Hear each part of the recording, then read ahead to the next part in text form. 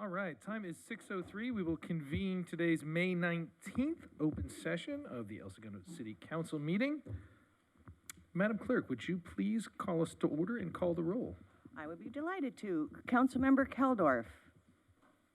Here, I am calling in from the Cosmopolitan Hotel in Las Vegas, Brea Commons, third floor conference area. Thank you very much. Oh, wow. And I'm on the very big screen. Councilmember Giroux. Here. Councilmember Boyles. Here. Mayor Pro Tem Baldino. Here. And Mayor Pimentel. Here. And I would like to announce, because we have a council member via teleconference this evening, the votes will be via roll call. So we'll have to say everybody's name and have them respond individually. Thank you. Thank you, Madam Clerk. And we will begin. We're joined once again by Rabbi Lisbon for the invocation, followed by the Pledge of Allegiance with Mayor Pro Tem Baldino. So please rise.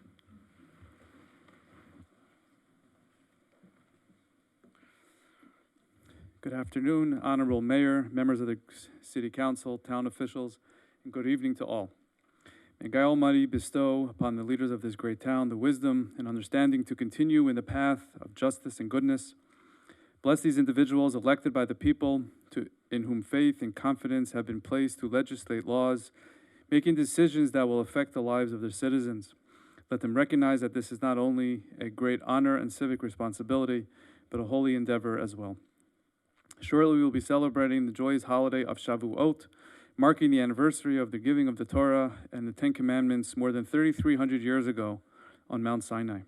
Every year on the holiday of Shavuot, we renew our acceptance of God's gift. Before Sinai, there was earth and there was heaven.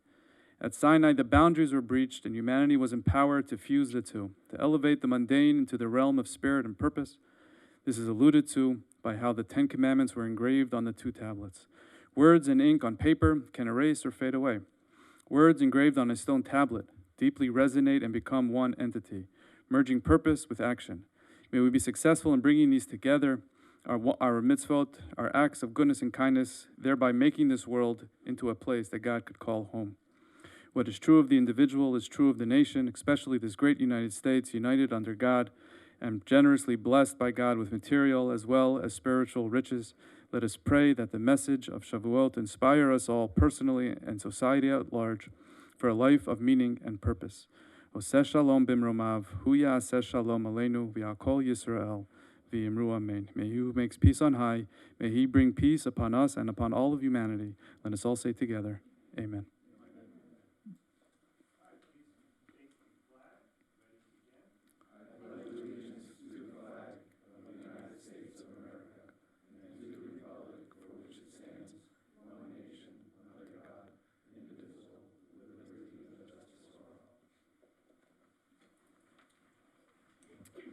Thank you, Rabbi Lisbon, and thank you, Mayor Pro Tem.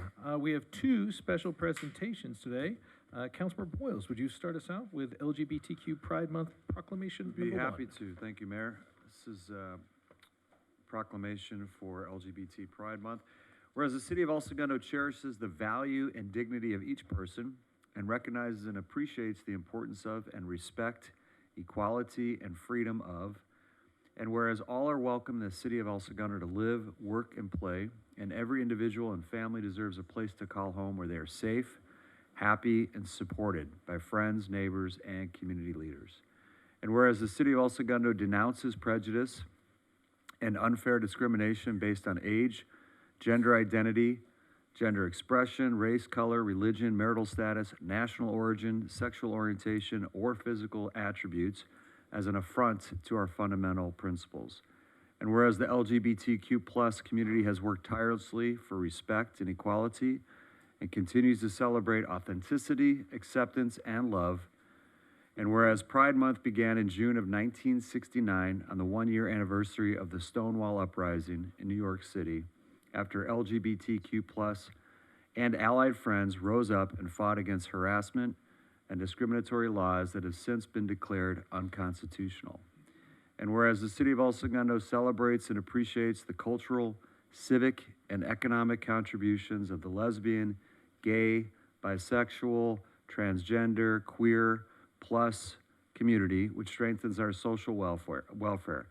And whereas it is imperative that people in our community, regardless of sexual orientation, gender identity, and gender expression, feel valued, safe, empowered, and supported by their peers and community leaders. Now, therefore, on this 19th day of May, 2026, the mayor and members of the City Council of the City of El Segundo, California, hereby proclaim June 2026 as LGBTQ+ Pride Month in El Segundo. Encourage all residents to celebrate the progress toward justice, equality, and liberty in the LGBTQ+ community, and join us in the fights that remain to be won. The City Council of the City of El Segundo further calls upon residents and employees of El Segundo to observe June 2026 as LGBTQ+ Pride Month in honor of our LGBTQ+ residents, employees, and visitors, and to the contributions they continue to make to our community. And it's signed by the mayor and all of us. And my good friend Deanne Awesome is here to receive the proclamation. Deanne, please come up. Would you like to say a few words?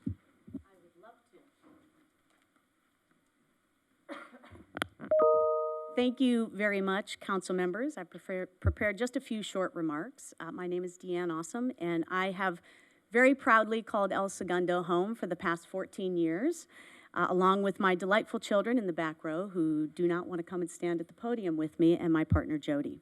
So please know first and foremost how much this proclamation really does matter.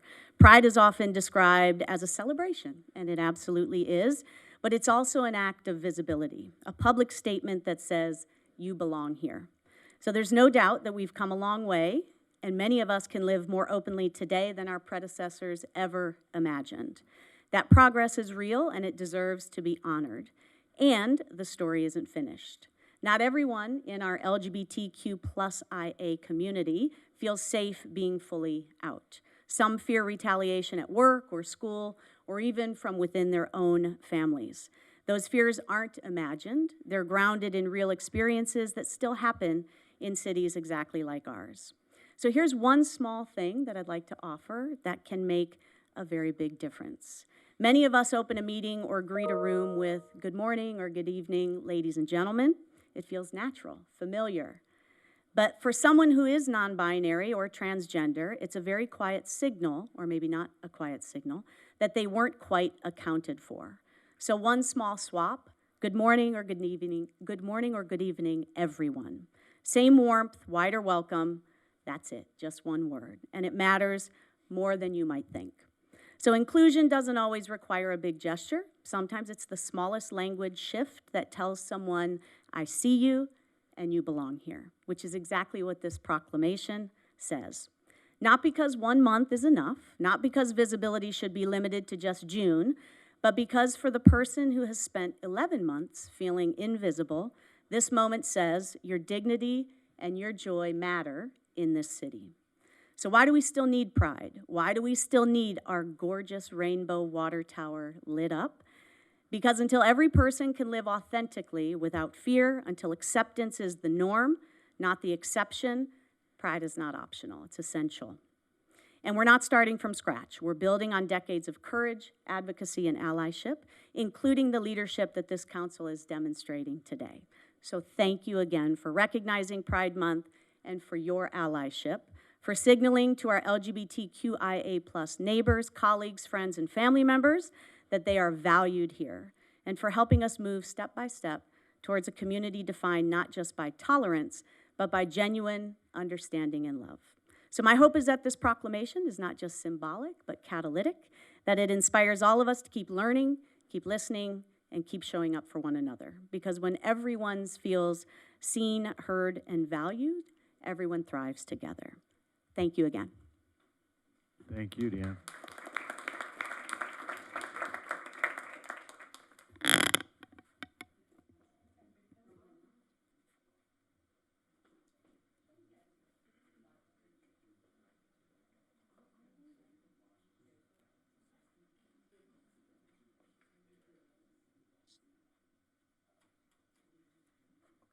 Anybody else want to come up?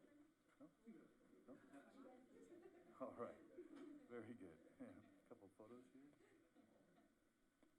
And one more. I think I got a bling from the mayor, so I got it over.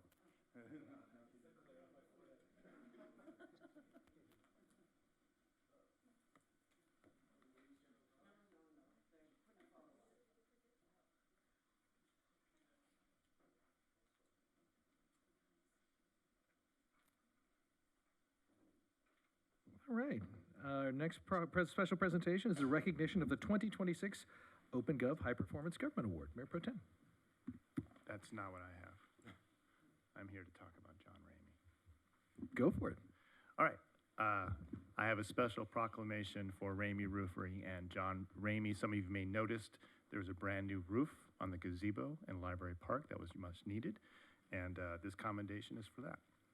Whereas Ramey Roofing, founded in mid-1950s by Ivar Ramey, has become a proud family legacy built on hard work, craftsmanship, and community pride. Brothers John and James Ramey grew up working alongside their father, learning the roofing trade from an early age and carrying forward the values and integrity upon which the company was founded. At just 15 years old, while attending El Segundo High School, John Ramey began working part-time in the family business, beginning his lifelong commitment to Ramey Roofing. And whereas, during the city's bicentennial celebration, Ramey Roofing generously donated and installed the gazebo roof at Library Park, a project completed by the Ramey family and their staff that has remained a cherished point of pride for generations. Nearly 50 years later, upon recognizing that the gazebo roof had began to show its age, John once again stepped forward with extraordinary generosity by donating a brand new roof in honor and remembrance of his father, Ivar Ramey, and as a reflection of his continued love and dedication to the El Segundo community. Whereas John's selfless contribution serves not only as a tribute to the memory and legacy of Ivar Ramey, but also as a reflection of John's dedication and commitment to El Segundo. And whereas the newly restored gazebo roof stands as beautiful and a lasting symbol of community pride, craftsmanship, and civic generosity, and looks absolutely spectacular for all residents and visitors to enjoy. Now, therefore, on this 19th day of May 2026, the mayor and the members of the City Council of the City of El Segundo, California, do hereby commend John Ramey and Ramey Roofing for your generosity to the community of El Segundo, with sincere appreciation and gratitude for your outstanding community service and unwavering dedication in preserving this treasured landmark. And we have Mr. Ramey here to accept our commendation. Would you like to say a few words?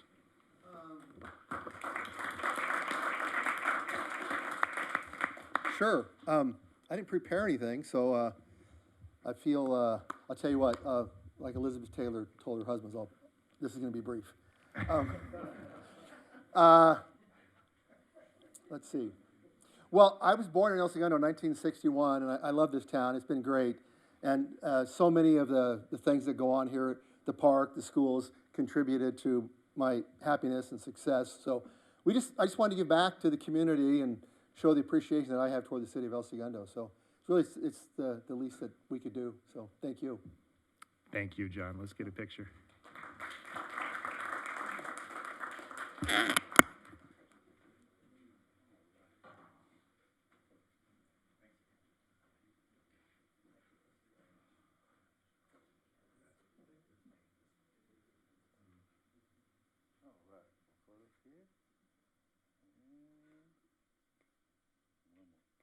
you so very much.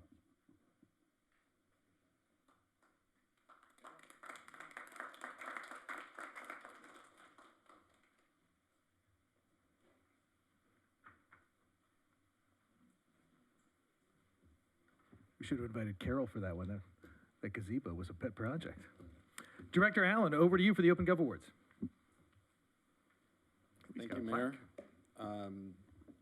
Tonight, I have the pleasure, and if some of my staff and whoever's here from Community Development and Public Works and Fire, if you all want to come up with me, I have the pleasure tonight of announcing an award that the city was provided by the OpenGov software agency that we do our online licensing and permitting with.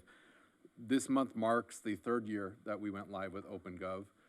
We slow rolled it out with building and safety and planning, code enforcement, public works, fire. Not everybody was able to join tonight, but really the award is to acknowledge the sort of digital transformation that we went through and the collaboration through community development, public works, fire, police, rec park staff who all participate in our plan review and permit issuance process.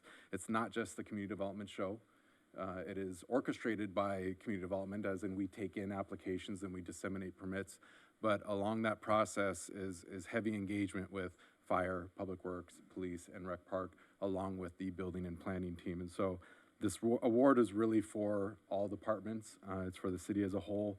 It really was to recognize our effort of eliminating the silos, building better collaboration, and really is a recognition from the agency who we're paying to use their licensed software, but it is amongst over 2,000 other public agencies that have implemented their software and compete every year for this recognition. More specifically, what they appreciated about the city of El Segundo over the last couple of years is that we were able to accommodate a surge or increase in permit activity of 35% without sacrificing time, deliverables, turnaround, review timeframes, and permit issuance ultimately from beginning to end. And that resulted in over $200 million of commercial valuation improvements, not necessarily new square footage, but tenant improvements and improvements in general over the last couple of years. And so those things were really marquee items that the OpenGov team wanted to daylight and highlight, and they love pointing those things out to other potential client cities that, look, this is what you can do if you implement our software.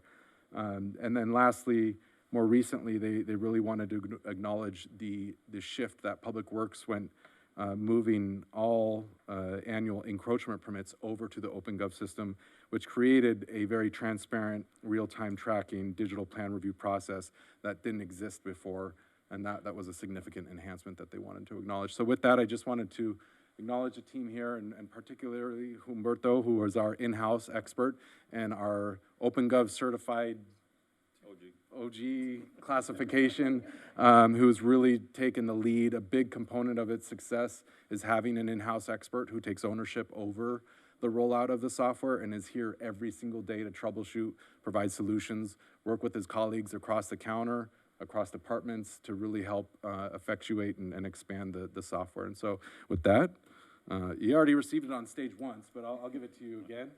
I just wanted to highlight staff's efforts and share the appreciation for our partner departments as well. So thank you. Thank you.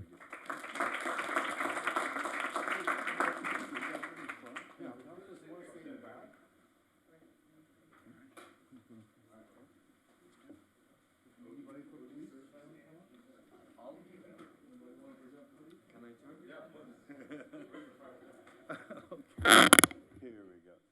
All right, a couple photos here. Thank you so much.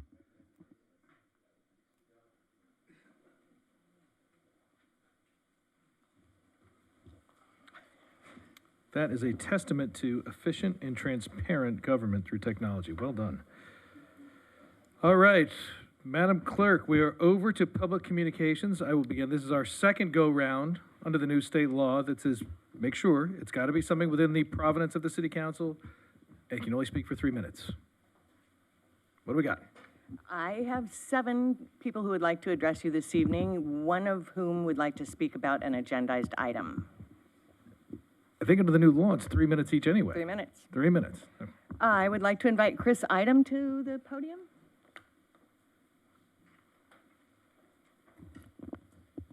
Good evening, Mayor and council members. My name is Chris Edom, and I've been a proud El Segundo resident for over 14 years.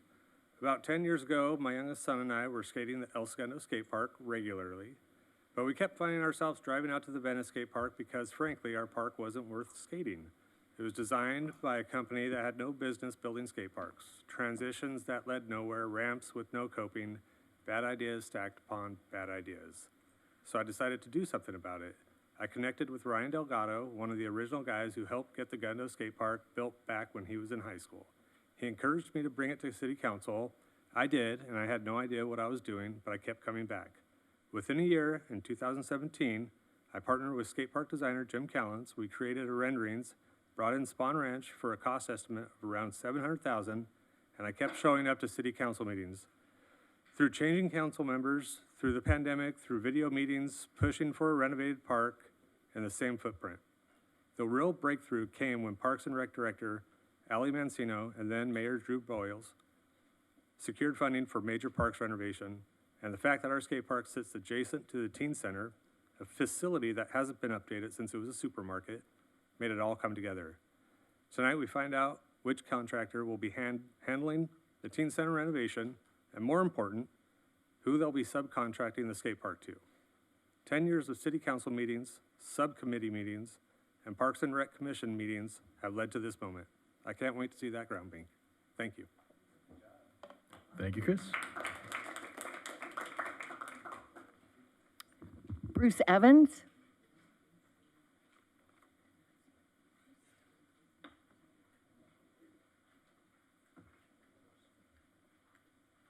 Yes, hello, Mayor and Council. I work at the Raytheon facility on El Segundo Boulevard. And I recently found out today that the employee gate that provides access between the facility and the retail area directly opposite on El Segundo Boulevard, which is, I guess they call it the Chargers Plaza, at the request of the city, that is going to be closed permanently at the end of the month. So what that means is that in order to access that retail plaza, the alternative route adds perhaps a quarter of a mile, maybe more, walking distance. And so essentially, makes it unfeasible to visit there during lunchtime. So the merchants in that plaza are basically losing access to a few thousand potential customers, and the employees there are losing the opportunity to patronize the plaza. And it's not clear why it's necessary to do that. I understand there's an access road that has been closed for, I don't know, many months, many years maybe, that is finally going to be opened at the end of this month. And I guess perhaps there's some concern about traffic on that road because the pedestrians would need to cross that road as well to access the plaza. But it seems there could be alternative measures to make that safe that would not require closing that gate, which is a great convenience and a detriment to the businesses there. So I would request that decision be reconsidered. So thank you. Thank you, Mr. Evans. Molly O'Brien?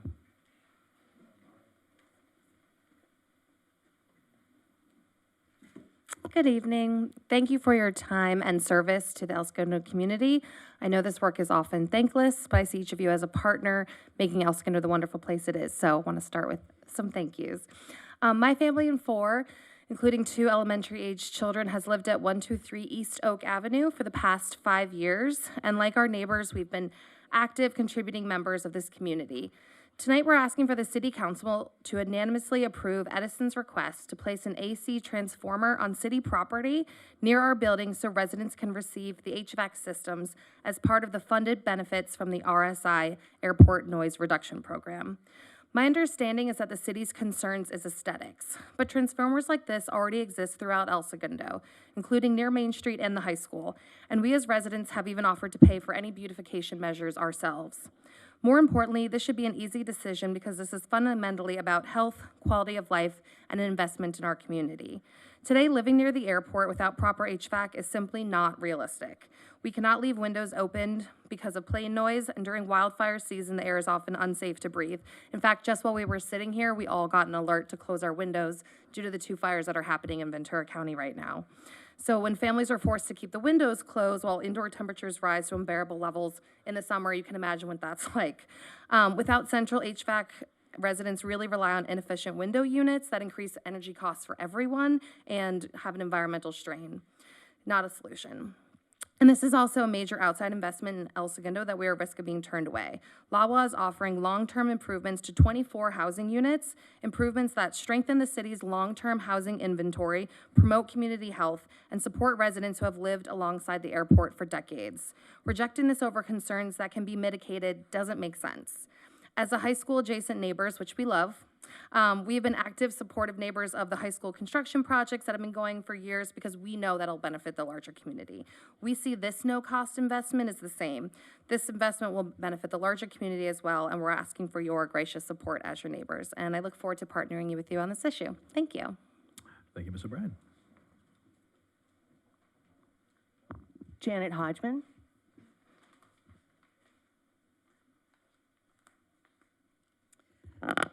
Good evening, Mr. Mayor and City Council members. I come to you tonight again to plead our case. And I've prepared these remarks, and I'd only like to read some of them. Because tonight I'm cautiously optimistic. We know now that the city and Edison and Lawa and our committee are now all communicating and working together. I do just want to read something because I prepared it, and that's all.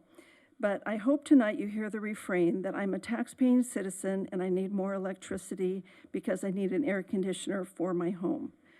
My home is so hot that I can't close the windows during summer nights and therefore cannot avoid the injurious health impacts of intermittent jet noise that is at a dangerous decibel level during the day and at night when I'm trying to sleep.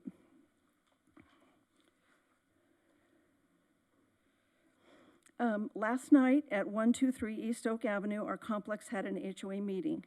When I spoke of seeing some movement, I saw many eyeballs, as big as surprise quarters from people who have been doing their part for some 12 years to participate in the RSI program, but had pretty much given up hope. In fact, our complex almost threw in the towel. But I knew it was wrong. Justice felt out of round, so I began to activate again to pursue our cause. The law is built to make sense, and it is, in my experience, almost always fair. We are grateful for the progress, and I wish to thank you for continuing to hear us out, and I'd like to congratulate you on the opening of the swimming pool. Thank you, Ms. Hodgman. Bill Hodgman. And good evening. I'll be brief, which for a lawyer is difficult, but I'm going to do my best. I am here tonight to address you to express my appreciation from the city and for Mr. Allen in particular in helping move the ball forward on the issue that has just been presented to you. I met with Mr. Allen back around mid-March, and the idea of setting up meetings between the relevant parties was talked about. Mr. Allen was gracious enough to ask that, or offer to host that meeting, and things are in fact happening. We are progressing. Meetings are being scheduled. Information is being communicated, for which we are very appreciated. And on behalf of the 55-plus residents of 123 East Oak Avenue, we are hopeful that we can move forward on the issue. It's for the benefit of their health, safety, and welfare, which is a goal I think we all share. Thank you very much. Thank you, Mr. Hodgman. Amanda Petty. Hello, Mr. Mayor and council members. I'm also here on behalf of the closure of the Raytheon pedestrian access points. I got the same notice this morning and I said I wanted to make my voice heard. I have concerns about safety with the new pedestrian gates. The current gates is accessed to the retail plaza, the only pedestrian access point. Everything else in that area is parking lots for cars, and cars are going through there all the time. Our current entrance is the only pedestrian access point that allows pedestrians to come in safely. The new access point has everyone walk along Nash, which is just a narrow sidewalk and a big road, and there's no pedestrian access. I think you're supposed to access through the Canes parking lot. It's unclear. And I also am concerned that this punishes any commuters who come by the metro, since they'll be forced to come in through that Nash entrance, which is, again, walking across the narrow sidewalk as opposed to walking through the more protected retail plaza space. And I don't know the full purpose of this plan. Again, the reason we were given was the public road that is being developed right now. Currently, from what I can see, it's a road to nowhere. I'm not sure what road is supposed to be under development. And it also seems like it's a pretty easy fix to not have to close that entrance. But that's my concern. Thank you, council members, and thank you, Mr. Mayor. Thank you, Ms. Petty. Julieta Aramburo.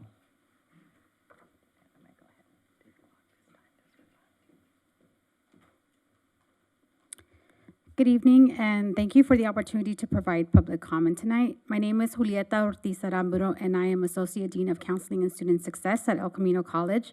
I appreciate the chance to share our vision for local affordable higher education, and just as importantly, to hear from you. El Camino recently launched the Join the Conversation campaign to ensure our community and El Segundo residents have a voice in shaping the future of El Camino College.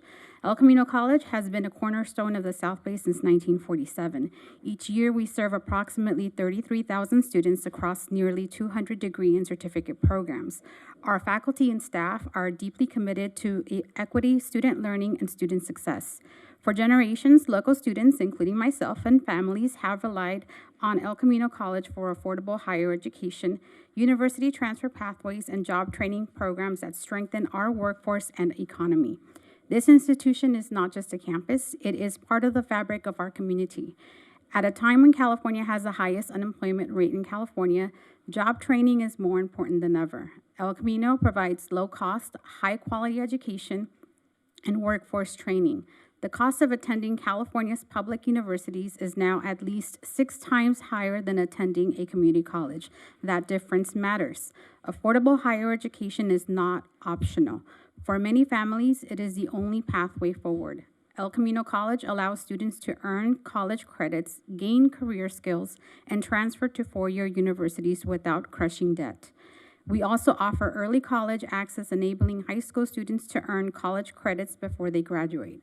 Recently, hundreds of residents responded to our community survey. They told us their priorities clearly: upgrading job training and vocational programs for careers that serve and protect our community, including nurses, firefighters, police officers, skilled trades, and construction workers. The top priorities identified were maintaining affordable higher education, preventing cuts to education, preserving transfer opportunities for students and veterans, protecting safe drinking water, and upgrading student safety. Campus safety remains top concern. While our campus is safe, we are committed to further enhancing security systems, lighting, and infrastructure to ensure students, faculty, and staff feel protected and supported. Now we want to hear from you. Your voice matters and your perspective matters. Please take a moment to share your feedback by visiting elcamino.edu/join-the-conversation. Together, we can ensure El Camino College continues to reflect the priorities and values of the community it proudly serves. Thank you. Thank you, Julieta. Is that all, Madam Clerk? That is it. Okay, that's 7. So going through the new way we do this, are there any council comments responding, understanding we cannot, none of these are agendized, so we can't take item on these things, or take any comments on things that are not agendized, excuse me. Seeing none, City Manager, your responses, please. Yes, Mayor, thank you. Just briefly on the 2 speakers from Raytheon, Mr. Evans and Ms. Petty, well, that's the first I've heard of a gate closure. I'll certainly follow up with my team here at City Hall, but it could be from the Chargers, this decision. Have you spoken to them at all? But They were told specifically because of the City Hall Sunday. okay, I will look into that, and please leave your information with, maybe Elias, you can get their information, and we'll follow up with you. Like I said, first I've heard of the gate closure. Regarding the 123 East Oak Avenue, thank you for the comments about Michael Allen. Michael, if you want to say a few words, our Community Development Director? Sure, just a brief update for council. Thank you, Daryl. I think I was last up here, I had mentioned that the game plan was to broker a meeting with SCE, and Diane Forte has been incredibly helpful in setting up the meeting. It took almost 5 weeks to get a response until Diane got involved. So that was a really good benefit that she is back in town representing El Segundo's jurisdiction as part of her responsibilities. I did have a very quick call with SCE in troubleshooting what the actual dilemma was in the power draw and the various solutions. And they clarified for me that They had not received any applications. There's been a lot of back and forth, but no formal applications. And so we talked about the formality of what needs to happen from the LAWA contracting team. But this has been in the works from, I think, since 2023, if not earlier. It's just there's been no formality that resulted from that because of the hang-up and the confusion since then. So a very productive meeting with SCE last week, and then as of this morning, met with the LAWA team to review the conversation with SCE, and also very enlightening and fruitful in that they were on the same page with what they thought to be a viable solution for this property without encumbering a new pad-mounted transformer. There's actually not a need for a new pad-mounted transformer, and so the conversation with SCE and LAWA has been very helpful in clearing up the matter in terms of what is needed and what is not needed to support HVACs at this property. And so there is a viable path forward, and now LAWA and SCE need to get together with their mechanical and electrical engineers and troubleshoot the actual mathematical equation of getting the appropriate amount of power to that property without a new pad-mounted transformer. So just a quick update for y'all. And that's Lisa Trifoletti's team at LAWA we're talking with, or is she gone? No, the name doesn't sound familiar, but it does include the folks that we meet with on a quarterly basis that we get our RSI updates from. Yeah. Thank you. We bargained hard for that, so I'm glad it's moving forward. City Manager, all set? Yes, that's fine. I'm complete, Mayor. Thank you. All right, very well. Can I have a procedural motion to read all items by title only? So moved. So moved. Giroux on the first, Pimentel second. Roll call vote, please. Councilmember Caldorf? Sorry, Councilmember Giroux? Yes. Councilmember Boyles? Yes. Mayor Pro Tem Baldino? Aye. Mayor Pimentel? Yes. 5-0. Okay, consent agenda. Do we have any polls? Yes. Am I the only one? All right. No, I do polls, too, but go ahead. 7 and 11. 7 and 11. Minor. Councilmember Keldorf, any polls? No, sir. Councilmember Giroux? Yes. For the first time in my two. Oh my gosh, this is 5, 7, and 10. 5, 7, and 10. Oh, man. All right. You're all Can I have a motion to approve items 3, 4, 6? 3, 4, and 6. No, wait, and 8 and 9. 8, 9. 3, 4, 6, 8, and 9. Baldino so moves. Second. Drew on the second. Madam Clerk, a roll call vote. Councilmember Caldorf? Yes. Councilmember Giroux? Yes. Councilmember Boyles? Yes. Mayor Pro Tem Baldino? Yes. And Mayor Pimentel? Yes. All right, 5-0 on those. Item 5, over to you, Councilmember Giroux. So actually, all three of mine for the same reason, kind of piggybacking on what we started last time, but I will start with, let me get me up there and read this guy. It's a contract award to J&L Building Maintenance Services, LLC, for janitorial services for city buildings and facilities. I'm going to be calling out every time we put a contingency on something from now on. Because when we start adding all these things up, tonight alone on this agenda is $1.6 million in contingencies. And there's something wrong with our process. If that's coming from us to be adding those contingencies, or is this from the person that we've hired to do the work? No, in this particular case, it is from us, and I thought that was clear on the staff report. I understand, but I understand the staff report, but I'm saying if we shouldn't, anybody that contracts services or bids for services and anything, they have a contingency themselves. Yeah. So why are we adding it? Right. This is our contingency because we have, on yearly basis, we have different events at the library park and other locations. So this is just to cover the things that we create. And we have no knowledge about the extent of, and the time it takes to clean up. So that's really a contingency to cover those events on yearly basis that we have on different parts of the city facility, including the plunge that is about to open and other places. Okay, so that's number 5. So on that one? Yeah. Okay, I understand what you're saying. yeah, It's yeah. $10,000. Right. I'm gonna, as we go forward, I'm gonna ask on the same. Of So course. I'll go ahead Sure, and sure. motion to approve Yes, sir. 5. Giroux on the first on 5. Pimentel, Boyles Beatsby, second on 5. Madam Clerk, a roll call vote, please. Councilmember Keldorf. Yes. Councilmember Giroux. Yes. Councilmember Boyles. Yes. Mayor Pro Tem Baldino Yes. and Mayor Pimentel. Yes. All right. Item 7. Is that also you, Councilmember Drew? Actually, it was Drew. That's Drew. Councilmember Boyles. Here we go. Both of us, actually. Yeah, let's see. I just would like to get some clarity around the HVAC. I read the staff report, but can you just give me a little insight as to, I know we're considering a project that would involve some land swap, whether or not that's gonna happen, but that's being discussed, is it not? Okay, so it's at $500,000 plus, Yes. so Yeah. This project is to do the second phase of the HVAC system for City Hall. And I wasn't here at the time when this item was discussed at the dais, and I realized there were questions.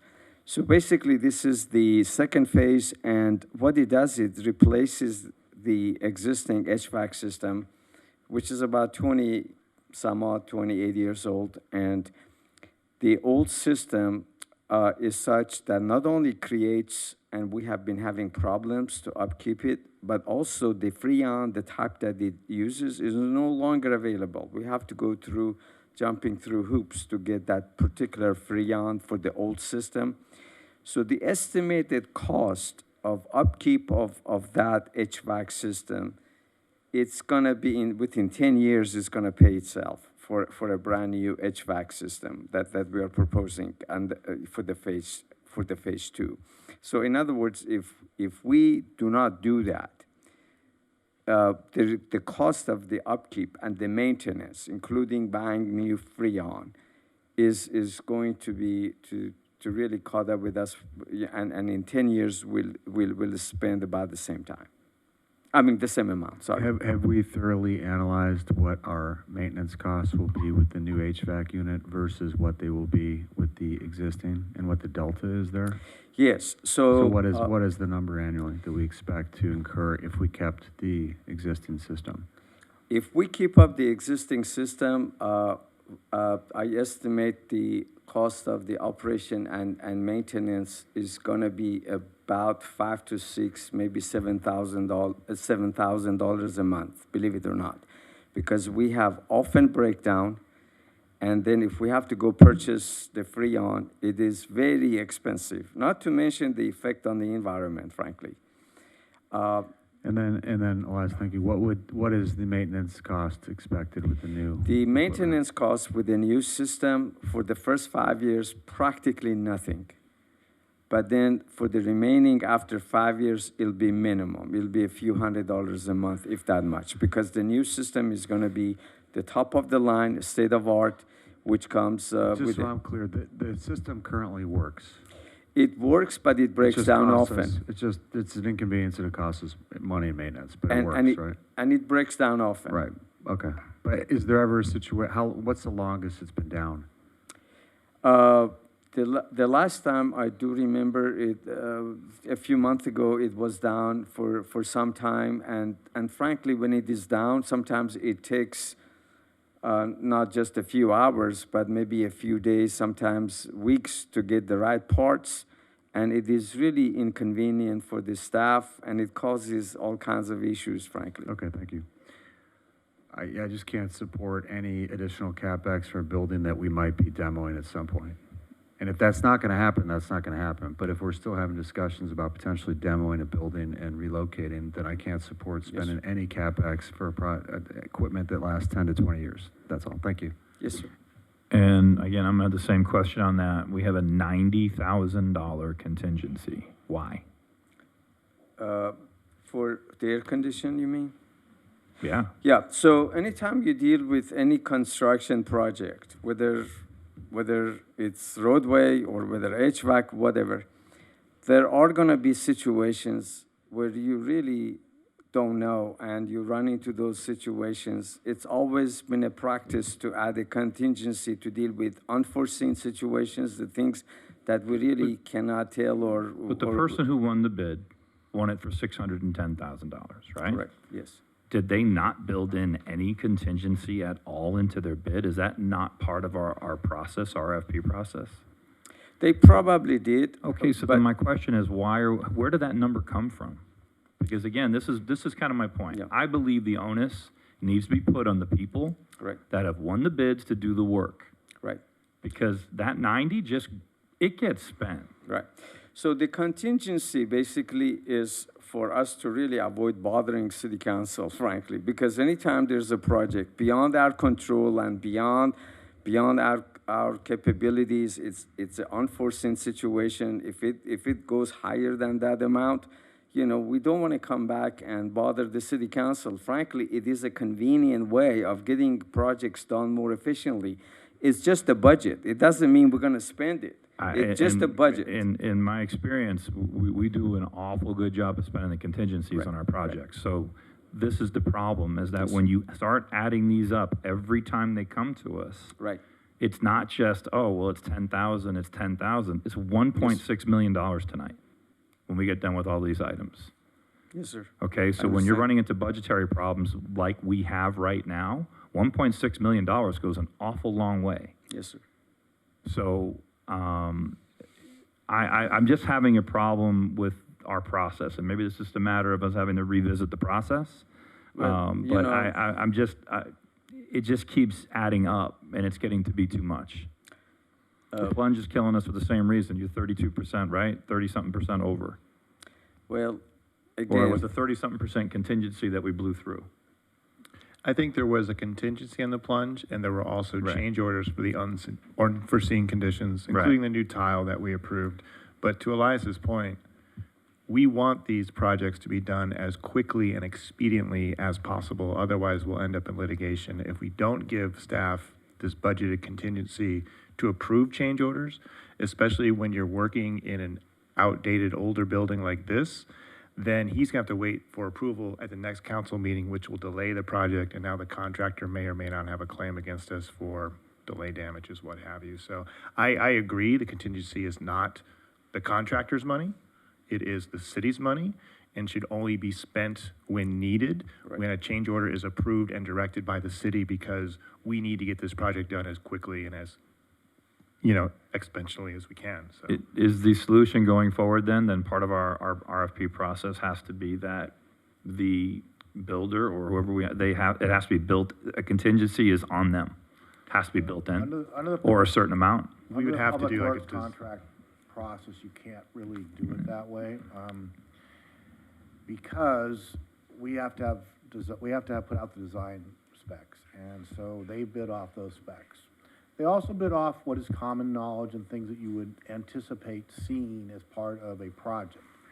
If they run into something that isn't foreseeable, it's not on the specs, then it's the city's problem, and we have to agree to issue a change order for the cost of whatever that unforeseen issue is that's not on the design specs, and the city has to pay for it. And if there's a delay in approving that and paying for that, then they can claim the delay damages also for having, you know, their equipment, their crews out, so they're, you know. I get it. I just feel that when we approve it, it's real easy to not fight back. Well, to make you, if there's any consolation here, any change order that comes forward, it reviews 3 or 4 levels. We pay attention to every single change order. We review the heck out of it, and we make darn sure that that change order is something that is legitimate. So just because the money is there, we're not going to go out there and spend it. We have a process by which we go through every single change order, and we are very careful, and we safeguard that budget. And I guarantee you that that happens. Thank you for Cheryl Ebert helps me. We have different layers that weigh on this. So I want you to feel comfortable. To land the plane, you look at it. I've made my point. Yes, sir. I get it. Of course. And I understand why it's there. but I would just like you to know that I'm gonna be looking at it each and every single time it comes up. And then when you come and ask for it, it's just because at this point, we have no choice but to start looking at how we can start saving money, creating efficiencies, and part of this is on the construction we do. Hey, once you get the answer you want, you stop talking. Let me interject a couple. One, we had a couple-year run of hitting everything on time and under budget, of almost a 2-year consecutive run, so a little bit of that. But Councilmember Keldorf, do you have any comments on this one? I know you're stuck on the Macintosh ad from 1984 up there. No, it's a little challenging. I think it's been covered. There is a private sector and a public sector. If we were to bid out a project privately, it would be factored into our bid, but I just don't think it works the same way. Mayor Pro Tem, anything on this? Sorry, I cut you off. Go ahead. No, as a GC on a project, I should say, when we would bid on something privately, then there is as much as a 10% contingency built into it, but it just doesn't sound like in the world of government contracts, that's how it operates. Mayor Pro Tem, anything on this? I think contingencies are for the city's benefit, actually, to allow us to try to get these projects completed once we've allocated those resources. And it's up for us to trust our staff to, hold on to those taxpayer funds as much as possible, but also deliver the results we expect. And again, like remodeling your own house, you're going to find things that shouldn't be there or things you thought were there that aren't there. And that's when you have to amend the contract. You have to get a change order. That gets reviewed by the engineers, the architect. And once it's approved, those funds are released. So it's unfortunately just kind of the nature of the beast, and everything we do with public works is just exponentially more expensive than if it was done privately. I'm gonna land our proverbial plane in 2 back-to-back motions, one of which I don't know if we need a motion for. One would be, I think that in the future, when we get a notice of completion, can we just highlight if contingency was used and how much, just so we can see it at the top line? It might be buried in the reports now. Do we need to make a move for that? That's just a staff direction? No, we do that anyway. Okay, I know it's in there. It's usually the staff report. It's not always up top where my eyes see them. But the second one is, to Councilmember Boyle's point, I think we might be premature on this project, and I think that's probably worth. The project's probably going to happen, but in light of the fact that we're looking at other capital improvements or capital changes over there, it may just be inappropriate to start this project now, and we may want to delay it a few months and take this back for consideration in August. Does anyone have any questions or concerns with that? Does that bother anyone? Are the city servers or any IT technology in City Hall that would need air conditioning? I know we moved the media group. Definitely this will improve because, as you know, we have to keep a few rooms cool and comfortable for the server. So, we could survive a few more months if that's what the desire of the city council is. My preference is, frankly, to proceed, but if the city council wants to withhold this for a few weeks or a couple of months, we could do that. But my preference is to get on with the construction and get it done. I totally understand, but I know that there's also things out there that might involve larger capital changes to that facility that may not be suited us adding $600,000 of expense if we're going to revisit it and then just have to pull it right out. But I will say Councilman it's hard for us to talk about something that hasn't even been proposed in any capacity. So I too have heard that there's a conversation coming up about larger plans or potential land swap, and I completely understand the direction of this because I remember being on planning commission and there was a window upgrade at City Hall and it was, I think, 500,000. And I pushed back on it because at that time there was a RFP out. Well, that was years ago, nothing ever got developed, and obviously we needed the new windows. So I understand both sides, but unless there's something that we're actually being presented with in the next 3 months that we're voting on, I do think we could be delaying something that is years away. would you like to make a motion, Councilmember Keldorf, from the Cosmo, from the Chandelier Bar? I will make a motion to approve agenda item 7, right? Correct. 7, that is Keldorf on the first. Do we have a second? Baldino will second. Baldino second. All those in favor? Oh, we got to do a roll call, Madam Clerk. Sorry, I got chandelier Just, bar of our Kim, brain. Before we go, so again, we're making a decision here on this part. If there is something coming up that would affect this, but I don't know, to her point, I don't know if and when it's coming up, or is this just idle chat It is- that's been going on for years? It's that. Oh, it's just idle chat that's been going on, okay. Well, is that accurate? That's not what I'm hearing. Well, it's extremely. No, we have no proposal in hand. We have, Yeah, it's very. Hold on a second. No, We have an active group that is considering a solution for Kansas Holly, right? Kansas and Grand. Yes, they have made a very preliminary proposal that Okay. we are looking at. So if we think that's even the realm of possibility, we're willing to spend something like $600,000 to replace an air conditioner and potentially scrap it, if that made sense. That's what I can't get my head around. So if someone tells me there's no way that that project is working, we should say that. But if that's not the case, why would we spend $600,000 on an air conditioning condenser unit that we might get a year out of, or two?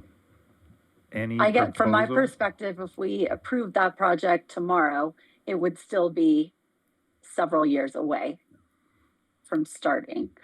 So, And I would add, any proposal of a land swap would involve a sale of property, and any upgrades or costs would just be negotiated in that sale. and our carrying cost of the current Situate thing on maintenance would be about $400,000. Right. If we're doing it for 3 We years. know it has to be fixed, and So we have a motion on Robert's rules from Councilmember Keldorf. We have a have a second from the second. Mayor Pro Tem. Madam Clerk? Councilmember Keldorf, yes. Councilmember Giroux, Yes. Councilmember Boyles, Absolutely not. Mayor Pro Tem Baldino, yes. and Mayor Pimentel. No, but the motion passes 3-2.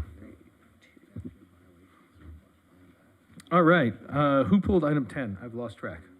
I'm just gonna motion to approve it, because I've beat this horse enough. It was just on the contingency again. I'll second that. Boyles on the second. Madam Clerk? Councilmember Keldorf, Yes. Councilmember Giroux, Yes. Councilmember Boyles, Yes. Mayor Pro Tem Baldino, Yes. Mayor Pimentel. No. So I lose 4-1.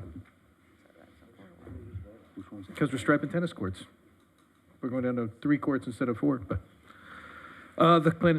the Parks Commission heard it, so. All right, item 11, you, Councilmember Boyles.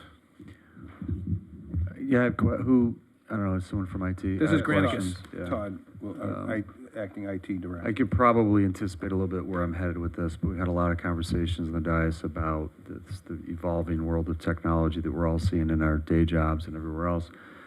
I was hoping to understand if any benchmarking done against other competitors, or are we just saying these are the incumbents, so we're just gonna go forward with them? Well, I looked, the competitors are Tyler Technology and Civic Clerk. We already have relationships established with those in other areas. This particular vendor, we've had an 8-year relationship with, and it's been a very good relationship, and they're capping our increases at 3% year over year, and we're coming up against ADA compliance that we're going to need on our websites. Our media team is deeply involved with the broadcasting of the council meetings through this platform. You know, we've done our due diligence as far as investigating whether or not there's any overlap in the modules, and there isn't. And so we feel that the relationship is strong and that we want to continue it. Thank you. What do we have in place in terms of being able to migrate our data and terminate early? 5 years is an awfully long time for website software.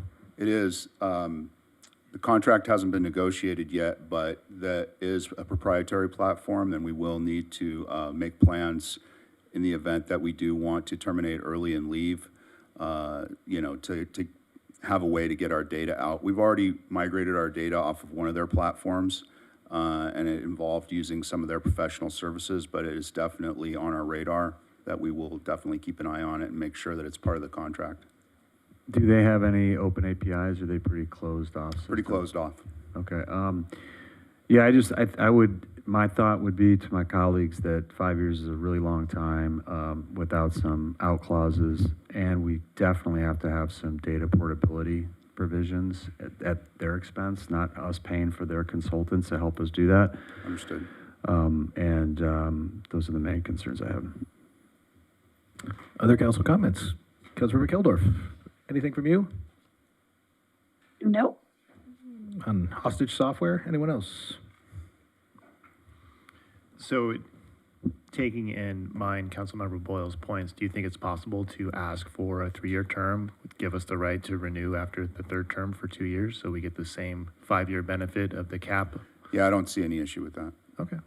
Would that, I think we should just be aware that with a 3-year standard IT contract, they're probably giving us a 3% raise. We're locking that in by 5 years. So if we go to 3, Yeah, it they're might going be to a li- de-risk it by going, 5-4-3 or something like that, or 4-3-3 or something. well, yeah, it only makes sense if the 2-year was at the same cap, obviously, right? It's just allowing the out if we need it, but also locking in the savings if everything works out. Makes sense. Okay. Councilmember Boyles, is that a movement to approve with the modification of asking for an out after 3 years? No. Okay. Does anyone want to move approval to item 11? Or is there further council discussion? Okay, I'll move approval of item 11, which is the 8th Amendment to agreement number 5618 with Gressius LLC for software renewal, as discussed with the modification on the renewal, if you could. Mayor Pro Tem has a motion for Granicus. Is there a second? I'll second. Councilmember Keldorf with a second. Madam Clerk, a roll call vote, please. Councilmember Keldorf? Yes. Councilmember Giroux? No. Councilmember Boyles? No.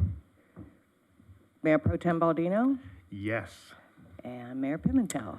I'm going yes because of the accessibility issue and I don't want to sue. So 3-2, it passes. Can we, Thank you- we thank you, didn't Council. amend the Thank you, Mayor. motion? Can we ask, is there, do my colleagues still feel strongly about the 3-year and the out provisions? Because that was not part of the motion. A supplementary motion, I think, has to come from the winning side. Would anyone on the winning side of the vote like to make a supplementary motion? Yeah, if I wasn't clear. Oh, it was in the motion. I asked him if he could do 3 years with giving us the right to get the 2nd year if we wanted it, but locking in that 3% savings. And he said he would go for that. Councilmember Keldorf, was that your understanding of what you voted for? It was. And it was mine as well. 3-2, So it passes. I wasn't paying attention, is that what you're trying to say? Well, he yelled no when I asked for No, an amended I would be a motion, no so regardless. I just wanted to make sure that we emphasize that we get those provisions. And it's nothing personal. I'm hearing it in It's stereo. Okay, 3-2, the point being, the 8th Amendment to the agreement, number 5618 with Grantix LLC for software renewal passes with the caveat of we're asking for an out after 3 and locking in the 3%. Is that understood, City Attorney Rielson? Yes. Holy Bubba. All right. Mayor, if I may, we also talked about being sure we're not held hostage with the data portability at their expense. As we deal with the contract, we're gonna, understood all the comments being made and, understood. Okay, so city attorney is assuring us that all these technical provisions will be in place. Thank you. Thank you. We're gonna do our best job to get. It's going to be amazing. That contingency is going to be great on that one.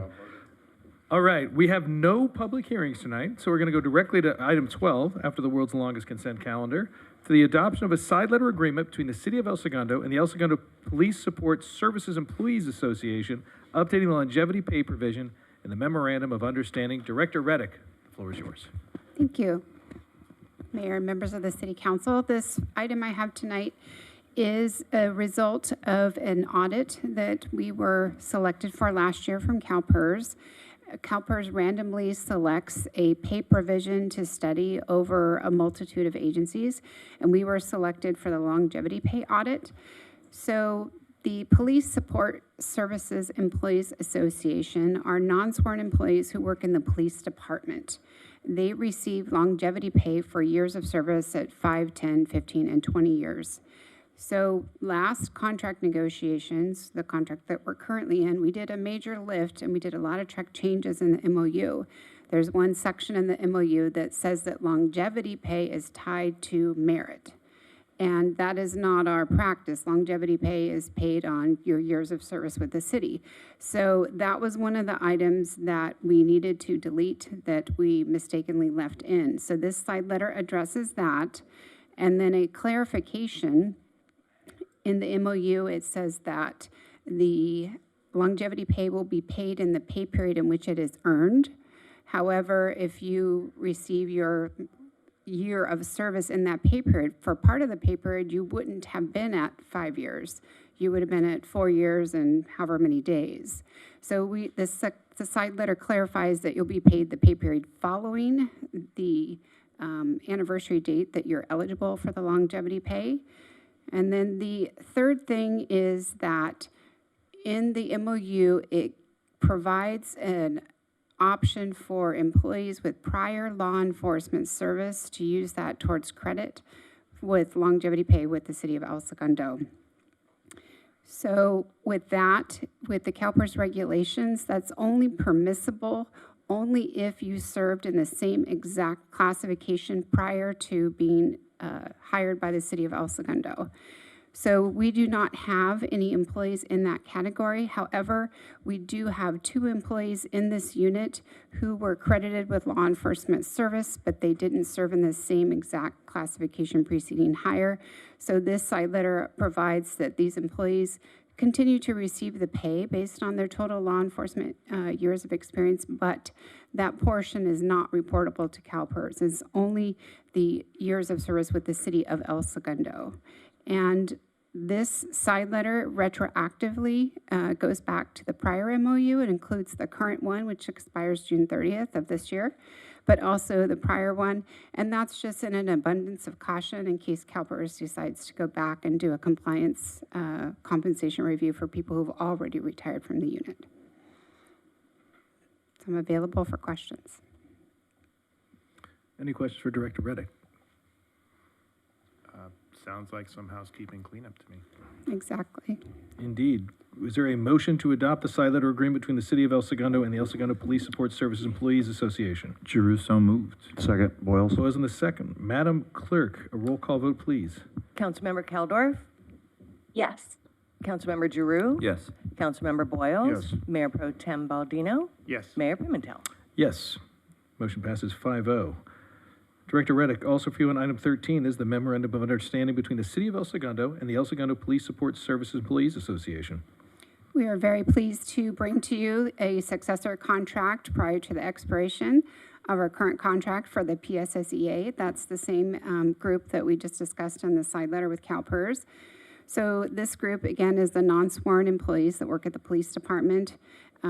At the time of writing the report, there were 12 incumbents. There are now 11 incumbents. We've just had a retirement. So the contract is for a 3-year term with a 3% COLA each year on July 1st for the contract. This also includes equity adjustments. There are 6 positions in this unit. Those positions are like we call 1-2 positions. So crime scene investigator 1-2, police assistant 1-2, and police service officer. So the equity adjustments, those were determined by a formula of doing a salary survey of our comparable agencies at the mean, subtracting 2% up to a maximum of 7. So there are equity adjustments ranging from 3% to 7% for the classifications in this unit.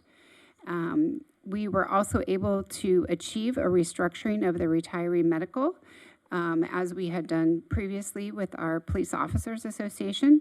So the restructuring of the retiree medical is very important to the city's financial health long-term because it will reduce our OPEB, or other post-employment and benefits costs. So the city traditionally has continued to make any increases to health insurance. We've always added to the PEMCA, the Public Employees Medical Hospital Care Act, is what we're subject to because we belong to CalPERS health plans. So every time we make an increase to the PEMCA amount, that's for actives and retirees under the equal contribution rule. So with this, we are freezing the PEMCA at the current rate of $1,850 per month and making all future contributions in a flexible dollars bucket. So there is no cash back still for anyone who has unused contributions, but the retirees who are in this unit now, they would be eligible to receive up to the flexible dollars in reimbursement.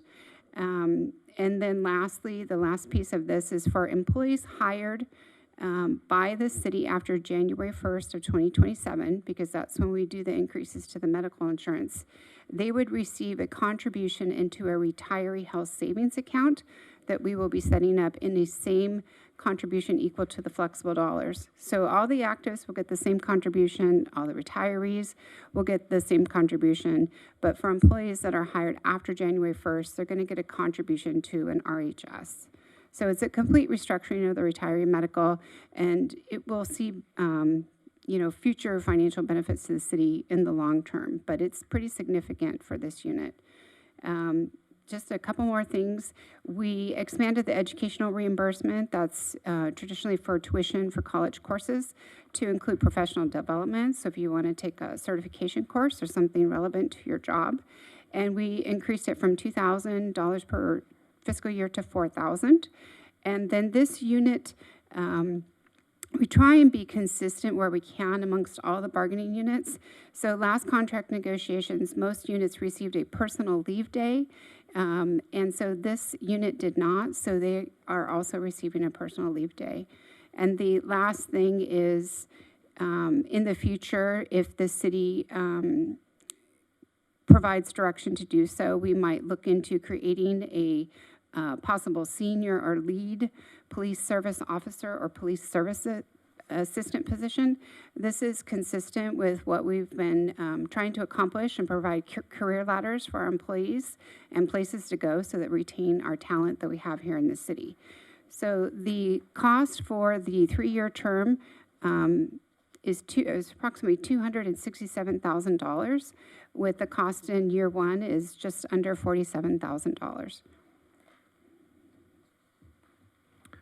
Thank you, Director Reddick. Obviously, we have a firm receipt for this because this was a lengthy negotiation, and happy to see it come to fruition with an agreement here. Any council comments on this or questions for Director Reddick?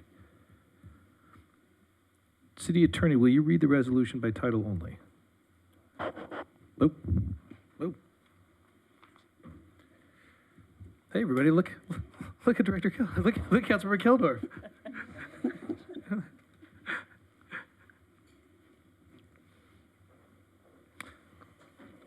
City Attorney, we're about to vote on the resolution. Would you please read it by title only?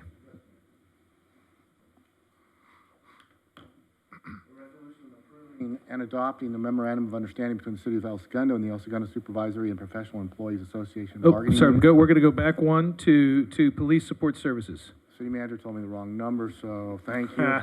It's all a conspiracy.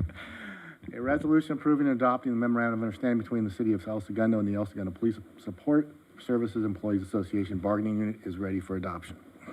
Would anyone like to move adoption? Baldino so moves. Boyle second. Madam Clerk? Councilmember Keldorf? Yes. Councilmember Giroux? Yes. Councilmember Boyles? Yes. Mayor Pro Tem Baldino? Yes. Mayor Pimentel? Yes.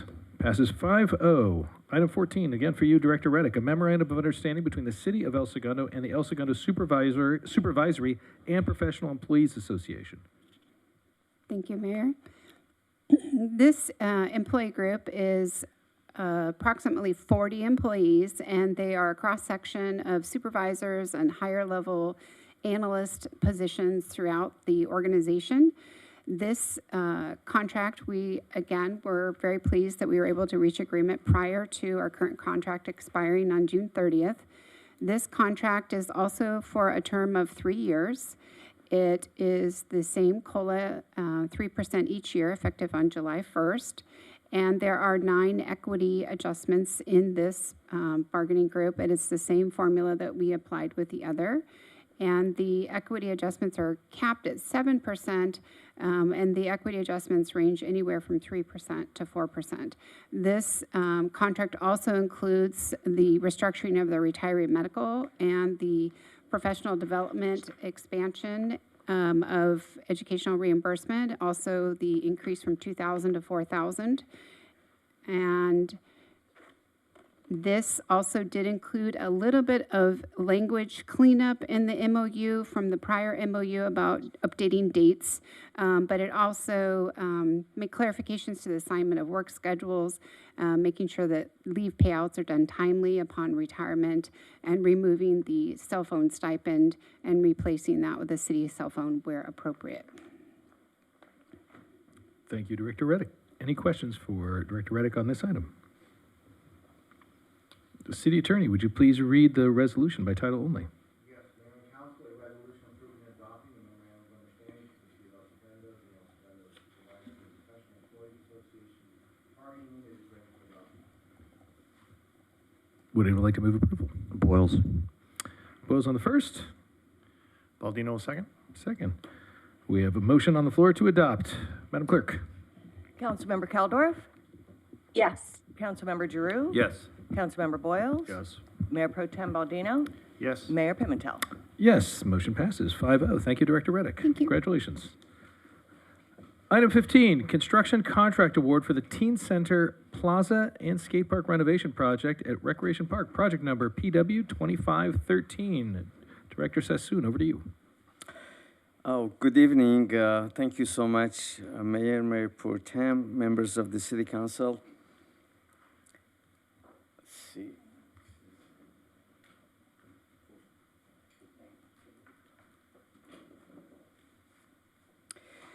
Very quickly, staff worked very diligently with the design team and hosted a community workshop at the very beginning regarding the teen center, and attended El Segundo Middle School lunch periods to get feedback from the teens for the layout of the facility. Furthermore, the layout this layout was coordinated with the Park Renovation Subcommittee and the Rec and Park Commission, and ultimately was approved by the City Council. And this is the layout. The multi-court, which you see, it accommodates playing basketball, volleyball, and pickleball. And that's, to me, is remarkable. They could roll in the nets for playing pickleball. If they want to play volleyball, the poles that support the net, they could be brought in, and there are sleeves, they insert them, or they could play basketball. The existing lighting is really not the best. There are some dark spots, dark areas, and this slide shows the existing lighting for the facility. And part of the design and the efforts was if we were going to enhance the lighting. So this slide, it shows the enhancement of the lighting, which basically does two things. Number one, it eliminates any shadow that may come out of the current existing lighting situation. There won't be any shadows anymore. And it covers also the areas that currently are dark. So this is really the two basic accomplishments with this new enhanced lighting. Of course, it comes at a price. And frankly, in my humble opinion, also this adds to the safety of the facility as well. And frankly, any place which is led properly, you have a less probability of vandalism and having problems. And the staff recommends this alternate. Now, regarding the layout that is on the screen for the skate park, the base bed includes the water tower with gray concrete with blue paint coating. In other words, the area which you see, it's kind of blue on the left side of this slide, that's the water tower. and it is made out of under the base bed made out of gray concrete, but you would paint it blue, whereas the alternate bed would allow would allow to install the blue dye inserted and mixed with the concrete, so you don't have to paint it basically. And that saves time and material for the maintenance of the water tower. So the cost to add the add-on cost for this alternate is I believe is $20,000. This is another layout of the teen center, and some of these slides are repeat basically. But these are the rendering that shows for for the teen center, and this slide it talks about the construction cost and the project schedule. So basically, the skate park, the cost for the skate park is $600,000 roughly. The water tower and the cooling tower, the cost is about $10,000. The plaza, about $900,000. The teen center itself, about $3 million. And the alternate A, which is the enhanced lighting, is $150,000. The alternate B, that would allow us to use blue concrete, is at $20,000. So adding all of that, including the construction administration services, with contingencies, it adds up to about $5.6 million. The RFP is already issued for the construction management and the inspection services for the project. We will agendize that item for the second City Council meeting for August. The construction is scheduled to begin September of this year and be completed by July 2027. And basically, just to let you know, the alternates, both A and B, one for $20,000, the other for $150,000, was basically recommended and signed off by the Rec and Park Commission. And I believe we also brought it up to the City Council meeting as well. So the recommendation basically is to award construction contract. I don't want to bore you with the numbers. Also to authorize the city manager to execute a professional services agreement with MIG. And the construction management RFP is going to be coming back to City Council for consideration, and also adopt a resolution that would authorize yours truly or my designee to approve subcontractor substitution if needed. At this time, I'd be glad to answer any question that you may have. Council questions?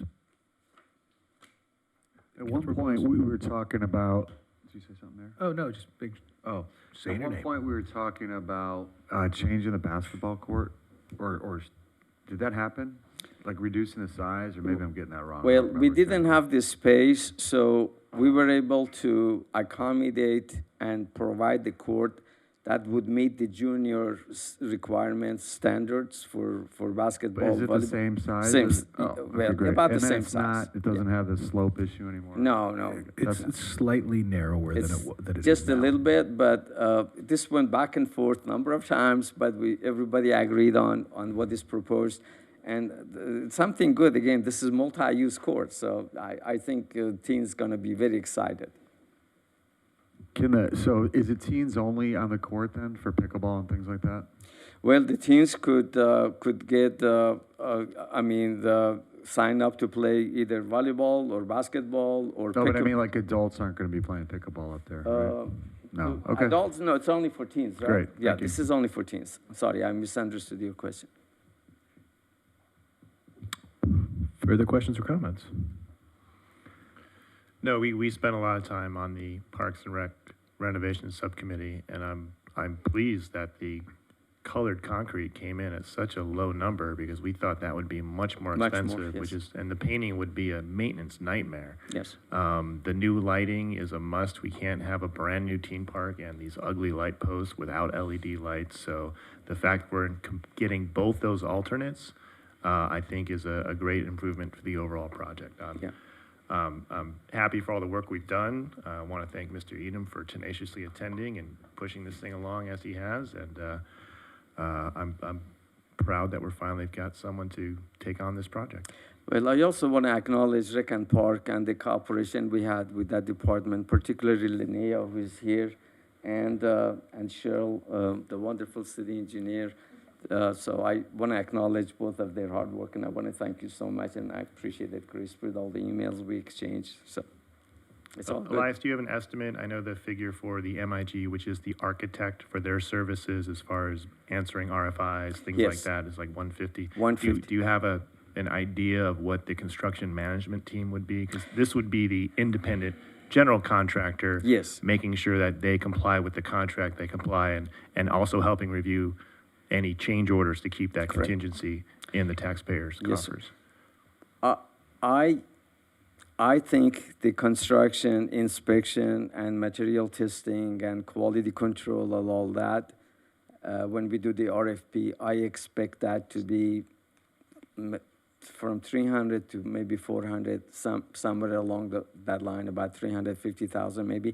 But we will receive the RFPs, and we intend to go through all the RFPs that we receive very meticulously. We intend to interview, and we plan to bring this back to the city council meeting, the second meeting in August. So we'll have a firm in place before we start construction, and that's what the idea is. Great. Please pass along the council's consensus about contingencies. Believe me, I do. Thank you, And sir. there are, a number of projects are completed and we return the money back. Yep. If there's, we don't use all the contingencies all the time, frankly. Understood. Councilmember Keldorf, any comments? None other than I'm very excited that we're finally at this stage. So congratulations. I know it took a lot of work from a lot of different groups. Councilmember Boyles? I do like that we put the stormwater management in, the ability Yes. to access those Measure W funds for $194,000. I think that it's worth Yes. highlighting to the viewers at home. That's your sales tax money that's Yes. coming in that is being reallocated on a city project and offsetting some of these things that are optional. I mean, Yes. effectively, that completely offsets the lighting and offsets the low maintenance dye on the concrete. Yeah, So I think thank you. that's Thank you for mentioning that. I no, that's forgot to really well mention. done. Yeah. Yeah, it's a make sense addition that alleviates the issue of sloping and at the same time causes a material payback to us for our tax dollars at work. Right. So with that, would someone like to move authorization for the city manager to execute a standard public works construction contract with SS&K Construction and to execute a professional service agreement with Moore, Iacofano, and Goldsman? Sure, Baldino. Well, So- actually, I think we need city attorney to read it by title only first. No. Oh, okay. So Baldino on the first item.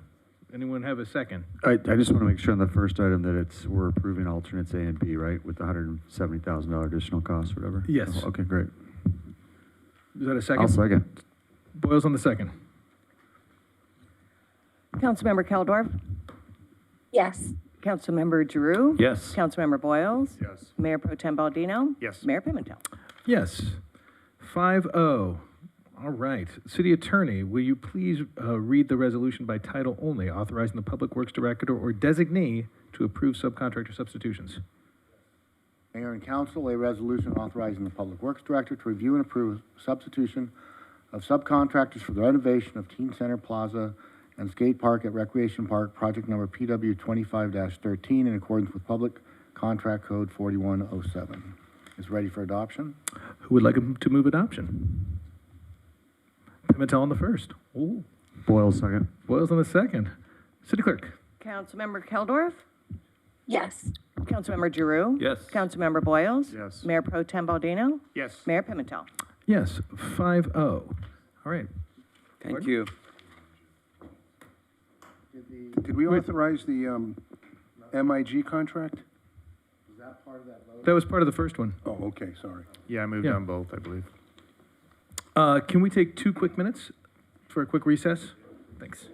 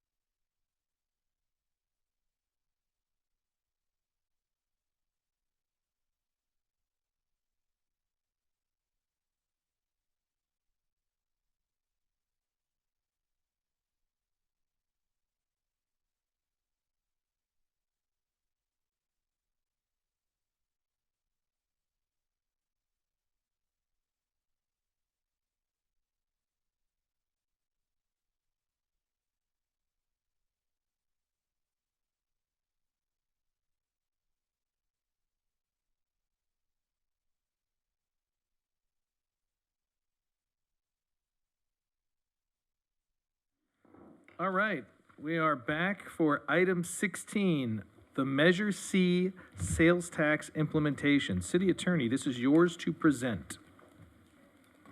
Mayor and council, back in, sorry, give myself a little room here. Back in, it was actually 8 years ago, April 2018, I'm doing a great job tonight. Sorry. Facetiously. Back in April of 2018, the voters in the city of El Segundo approved a 3/4 cent sales tax. It was contingent or would become effective if another taxing agency in the county of Los Angeles, which was likely going to be the county of Los Angeles, put a tax measure on a ballot that would cause the sales tax to be increased. At that time, back in 2018, there was there was exactly 3/4 cent sales tax left on the cap. At that time, the cap was 10%. So that the sales tax was at 9.25%. And so there was a 3/4% margin, if you will, that cities could go in and take it up to the cap. And at that time, I don't remember the exact number, but it was a very large percentage of cities in LA County that had taken that 3/4%. So the city had made a contingent upon, it was basically to protect it from being taken from some other agency at the time. And then in November of 24, the county put on Measure A, its latest homeless tax, and that was a half-cent sales tax. And at the same time, they approached the state legislature to get the sales tax cap raised from 10% to 10.5%. The county was both successful in getting the tax passed and in getting the cap moved up to 10.5%. But the action, the passage of that tax, well, first putting it on the ballot and then the passage of it did trigger the ability of the city council to implement Measure C.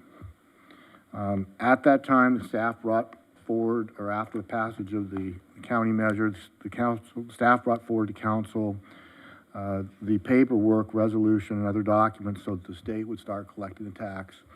The council at that time decided to suspend Measure C and not implement it. So the tax at that time went to 9.75, and the cap was 10.5, but because the city did not implement the 0.75% it could have, the sales tax in El Segundo stayed at 9.75%. The county is now proposing a new Measure ER, which is going to be on the ballot in June, to help it with its budget problems. It's a 0.5% sales tax. And again, they've approached the state to increase the cap, sales tax cap, up to 11% this time. And they've got legislation pending before the state. It's AB 1768 to get that cap moved up by 0.5%. And this is being brought back to you at this point in time. The staff does not know whether or not the county will, whether the tax will pass, and two, whether the cap will be increased. But if the council wants to protect the ability to collect that 3/4 cent sales tax, then the council really needs to take action this evening to move forward and get paperwork to the state and beat the county to doing it in the event that really what you'd be protecting against is the cap doesn't get increased and the tax gets passed by the county. Because if that happens and you don't move forward, the city doesn't move forward to stake its claim for the 3/4%, the county's going to get the money first. And then the city will be blocked and would have, I guess, the ability to get 1/4 of that. Right.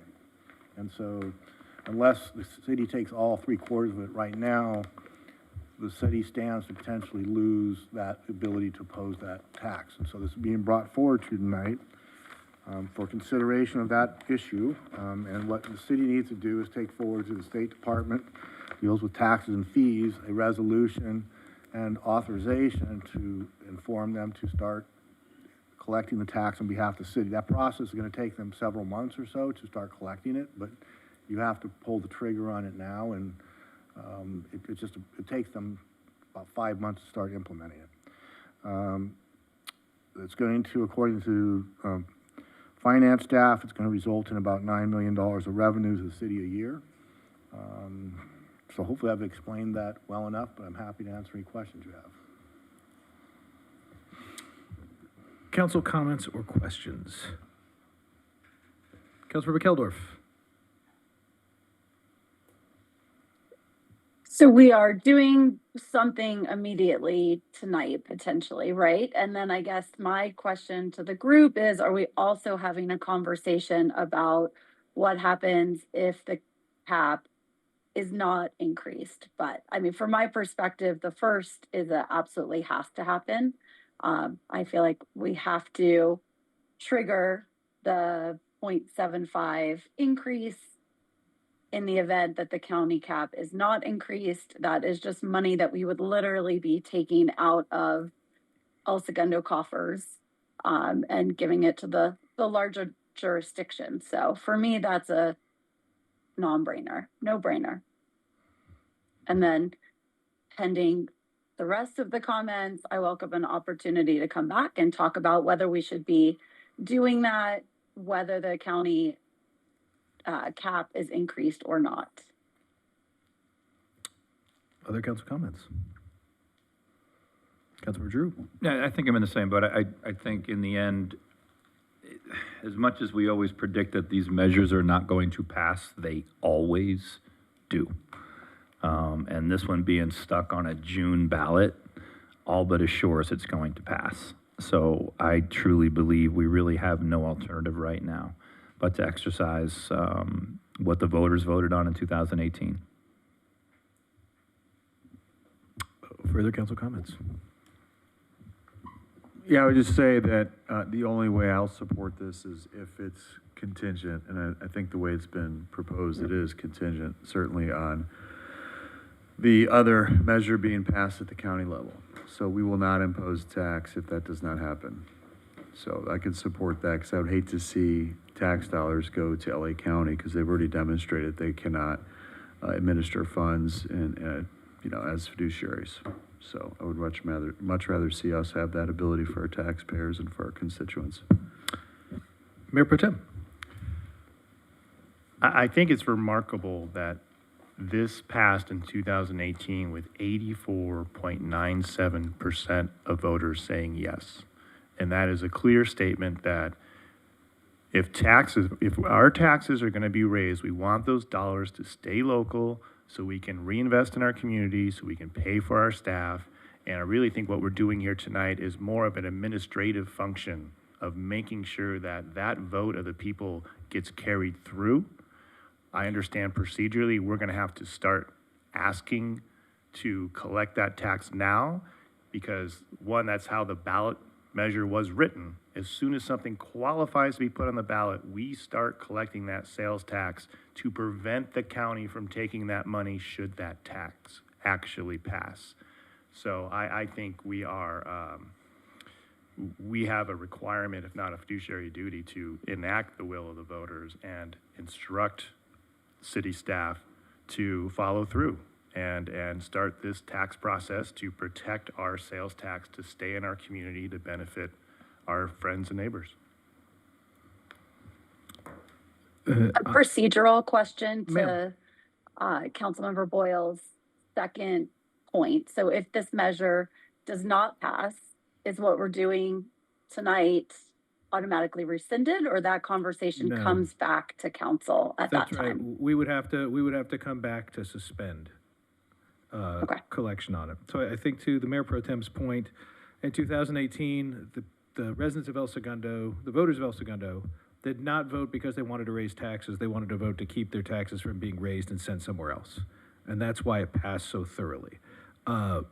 Subsequent to that, there were enough cities that gathered momentum around the same procedure that an assembly member from West LA got something to raise the total cap on sales tax as long as it aligned with homelessness. Obviously, now that's a methodology to continue to get around the 10% total burden. Measure ER, and I think we can call it out here, Measure ER on your ballot is listed as a sales tax to supplement medical care. That is not, however, how it is written technically, because if it were a specific tax, special tax for a specific use, it would have to pass by 2/3. It is in fact written as a general tax, and as Councilmember Giroux voiced last meeting, this will probably be spent on a lot of other things before it ever gets to medical care. Probably part of the $5 billion settlement they have for a sexual abuse case that they have to bond out and pay for. So I suspect this is well-intentioned, it's incredibly bad judgment, at a time where, also in 2018, the California State General Fund budget was $208 billion. It is now $319 billion.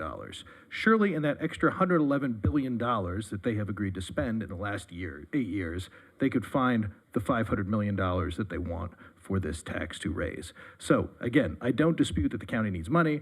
I think the way they're going about raising it is completely ridiculous, particularly because there's plenty of fat in the state budget to ask for this from. That being said, if we do decide to collect this, and I suspect we will, we do owe a big fat apology for being elected officials in the state because it's really unfortunate to do to our residents. I do think should a miracle of miracles happen and Measure ER not pass, then immediately in June we should suspend collection. Also, if ER passes and we start collecting, and the state law goes in, if a state law passes in the fall, which would go into effect in October? They're actually trying to move this as an urgency. Okay, so if a state law in fact passes, raising the cap, I again think we should come back and have a decision to stop collecting it. Because if we do not, our residents will be paying an 11% sales tax, which is, the French term is cuckoo pants. So, with that brief summary, does anyone have anything further to add? I have a clarifying question. So we start collecting taxes and the county measure doesn't go. Is it Board of Equalization that's collecting taxes on those? And then what happens with those funds if we've collected, but they're not actually due? Or they just due and we're payable? They're due, until we just have them in So we CDFD. might if they think get it's to- early have this increase? And Finance Director can jump in. I don't think they're gonna actually start collecting these for a number of months. It takes them a while to implement. It's like 5 months. So there's a very good chance that, how the council ultimately, if you want to shift position after you learn what the results of the election are, which is going to be, in 40 days or so at the most, probably by the end of June, you'll know the results of that Measure ER. Sacramento, it's urgency legislation. Now, when the governor, there's a lot of political things moving in Sacramento, obviously. It's made it through the Assembly. It hasn't made it through the Senate yet. But if there's a good chance that you'll know the answer to both of those issues before the state actually starts collecting this. And if the majority of the council want to, change position, you're probably gonna be able to do that before the money starts getting collected. We generally take a recess.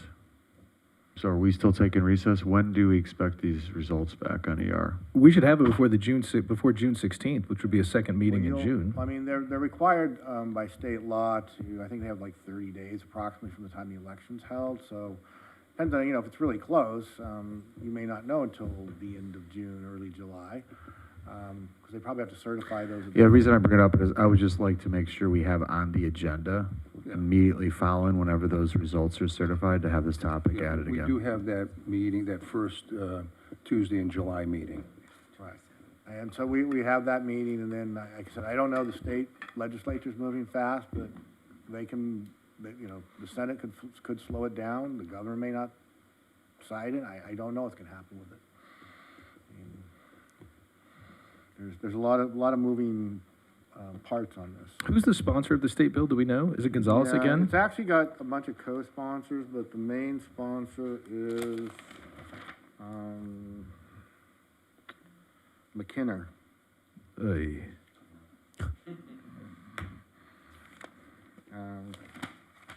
She has a second bill to roll back PEPRA as well. So the left and right. There we go. Okay, further council comments.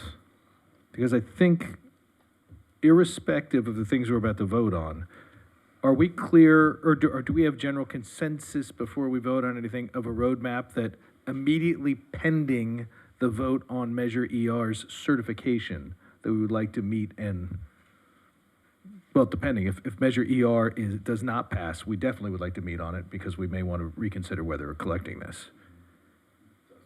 Correct. Okay, so staff, you've got that. That's something we have to vote on. Okay, Yeah. we got that. And then state law would trigger another decision point if that state law from Assembly District 62 goes forward. Okay. With that said, City Attorney, would you like to read the motion to adopt a resolution authorizing the city manager to execute agreements with the California Department of Tax and Fee Administration? I can't believe I'm voting on this. A resolution of the City Council of the City of El Segundo authorizing the city manager to execute agreements with the California Department of Tax and Fee Administration for implementation of a local tax transaction and use tax. And I would say the city manager or his designee. That is ready for adoption. Who would like to move adoption? Baldino so moves. I'll second. Baldino on the first, Giroux on the second. Madam Clerk, a roll call vote. Councilmember Keldorf? Yes. Councilmember Giroux? Yes. Councilmember Boyles? Mayor Pro Tem Baldino? Yes. Mayor Pimentel? On this tax measure foisted upon us by forces outside our control, I will vote yes. City Attorney, would you please read the motion to adopt a resolution authorizing examination of sales or transactions and use tax records? Yes. Where's the title on this?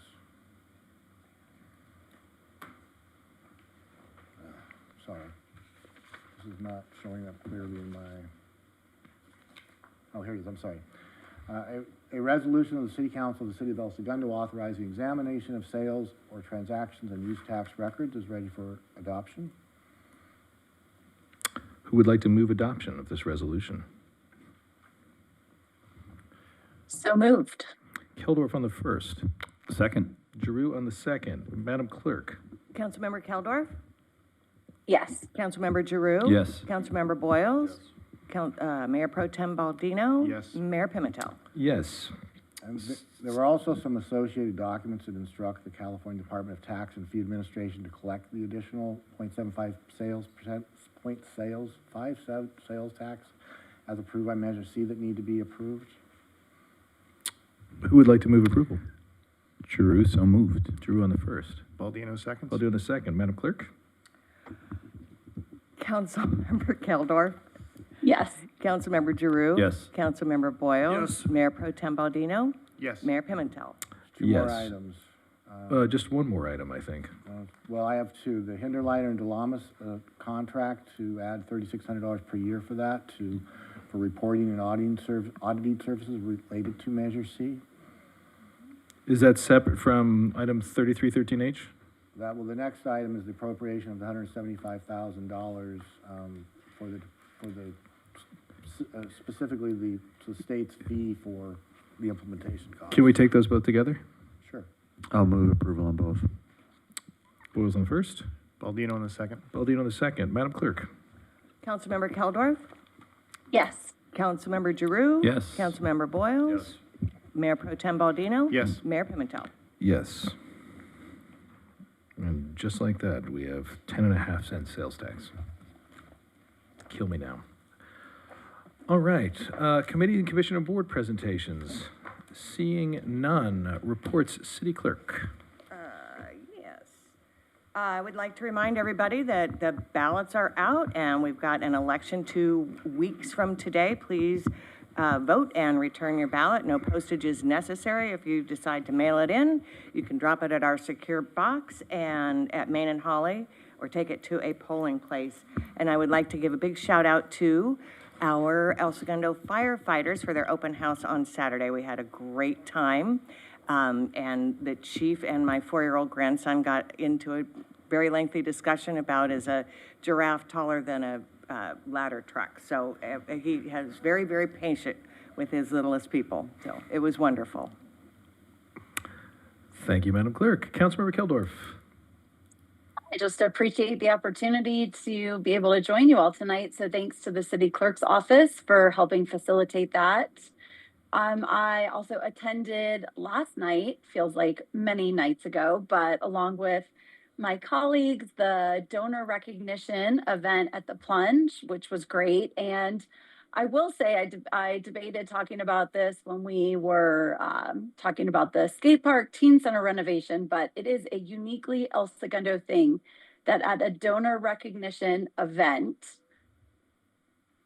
I had multiple residents come up asking me if they would be able to donate to the skate park and teen center. So I think it's something that we should potentially explore, and it might be an opportunity to work with ACC to facilitate some of the direct resident donations to certain causes that people continue to be enthusiastic about.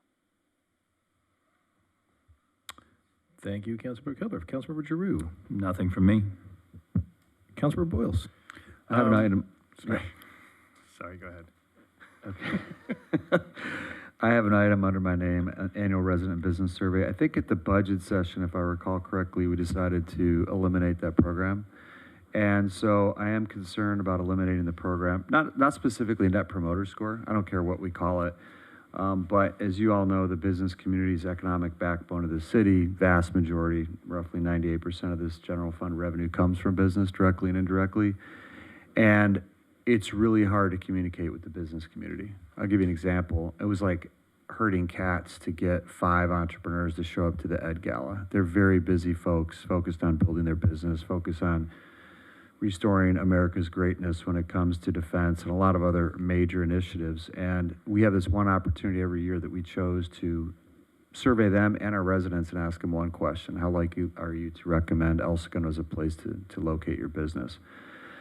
So I think it's a bad signal when we kill a program to say we're stopping to listen. So what I would encourage us to do is not necessarily a survey. There's plenty of good AI out there that can take qualitative data and summarize it, give us statistics, give us the common themes. And if you recall, the business license renewal process, that's the one mechanism that Barbara, you and your team did such a good job working with Revenue Department to use as the way to reach out to that business community. We got pretty good responses back from the business community. And it is really one of those few opportunities outside of Mayor Pimentel or Mayor Pro Tem going out and talking in economic development and talking to someone at a conference. Those are all one-off conversations. So I would hope that we would consider instituting something, can be really simple questions like, if you're the mayor, what would you do differently in this city?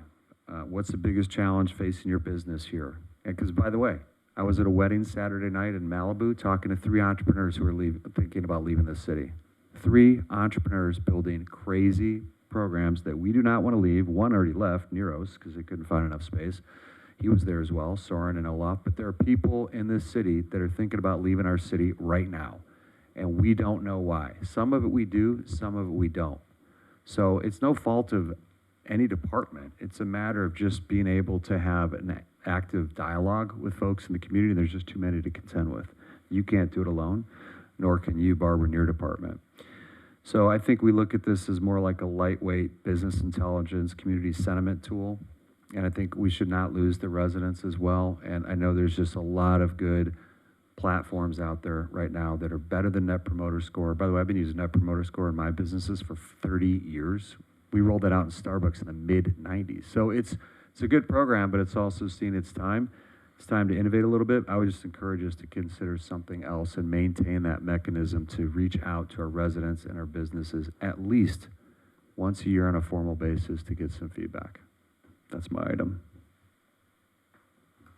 Council comments. Councilmember Keldorf. Sorry, I was on mute. I was doing so well for the first 2 hours. I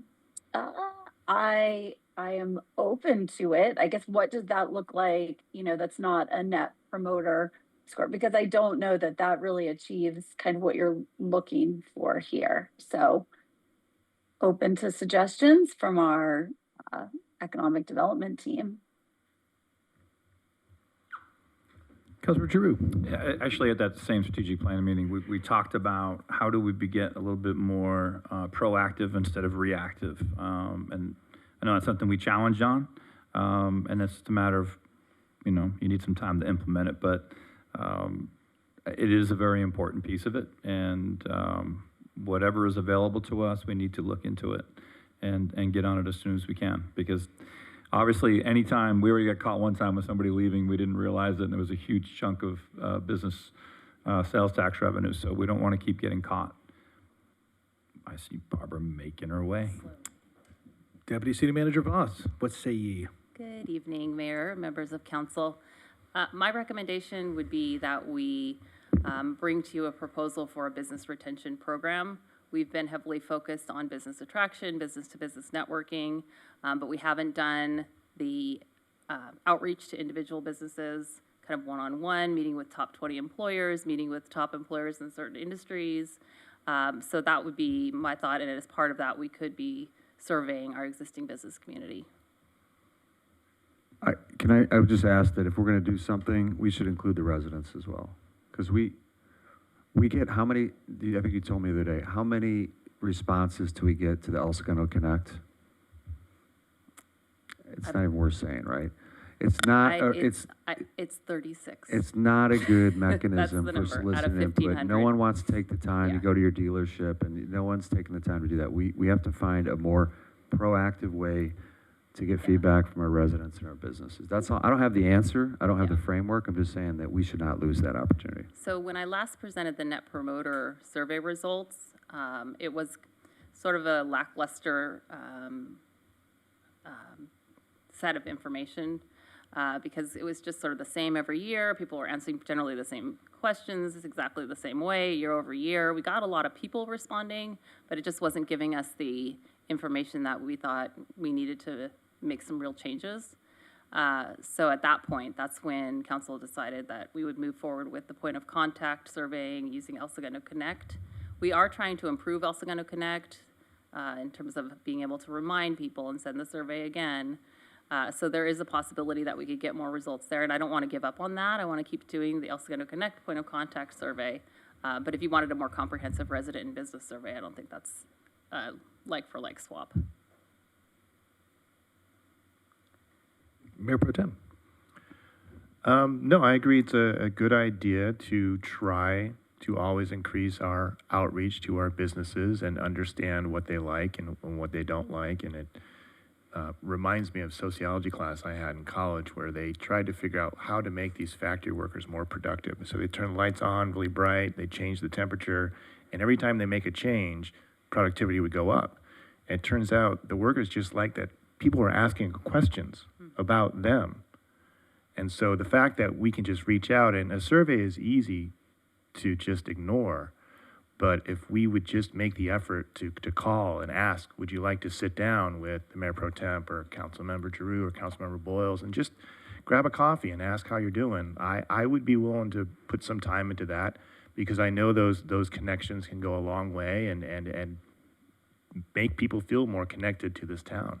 So whether it's a survey or whatever it is, I agree. We should be focused on what is working for our businesses, what's working for our residents, and what's not. How can we constantly improve? So I think it's a good idea. Well, I would absolutely welcome the partnership with council, mayor, to go visit the businesses because a visit from the mayor or a council member. He did not say mayor.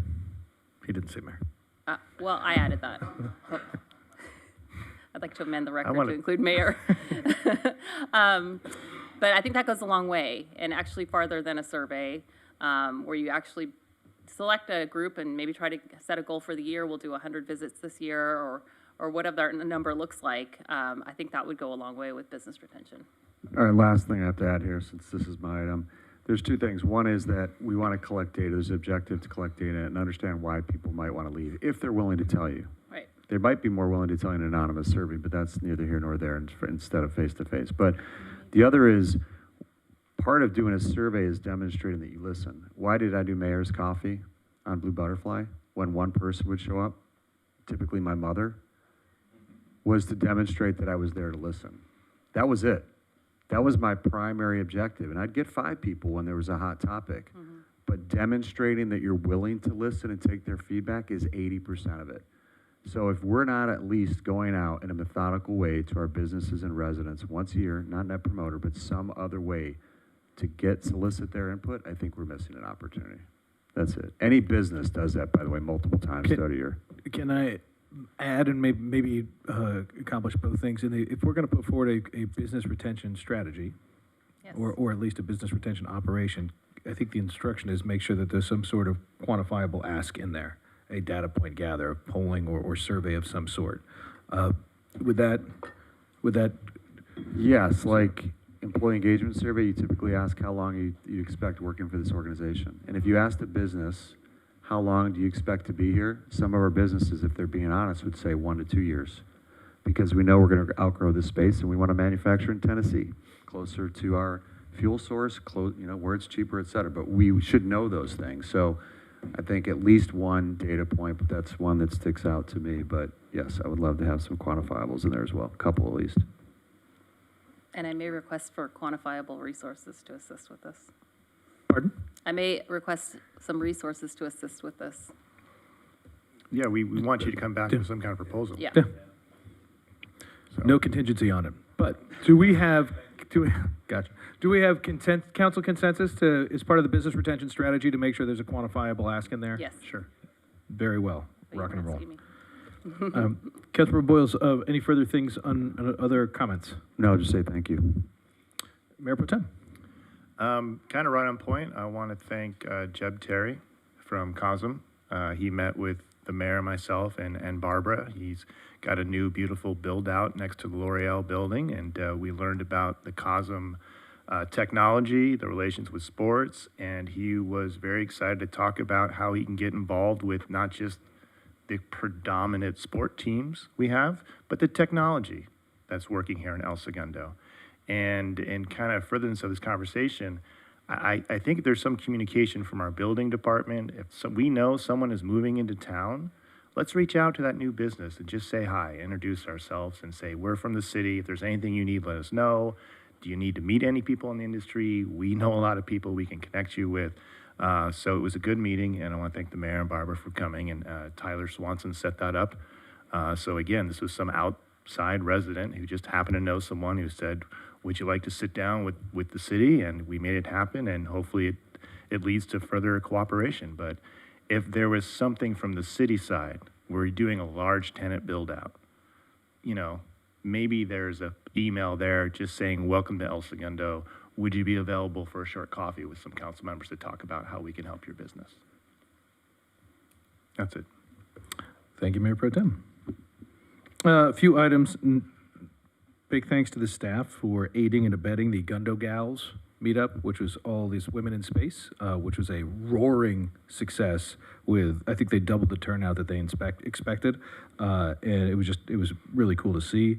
We had the city school subcommittee meeting, which was really interesting in a few regards. One is they confirmed the demographics of the city to continue to get younger on their end, all the way at ages 3, 4, and 5, completely full at those levels, which is something that we would not have foreseen 8 years ago. That speaks to the robust demographic health of the city. We talked through thoroughly some emergency management planning on both behalves, and then talk to some of the number of job training and retraining and internship and apprentice programs that are available and aligning our efforts with them. There are any number of parallel service lines in the area, whether it's Blue Origin sponsoring an apprenticeship program at some of the venture firms, SB WIB, and the schools. So trying to get those all aligned and working in concert.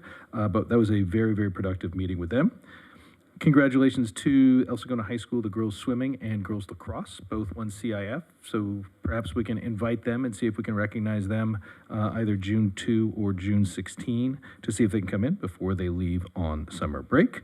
On Saturday, the all-city high school reunion, all ages high school reunion in El Segundo, which was fun. I was, I think, facetiously invited told to go by an angry emailer.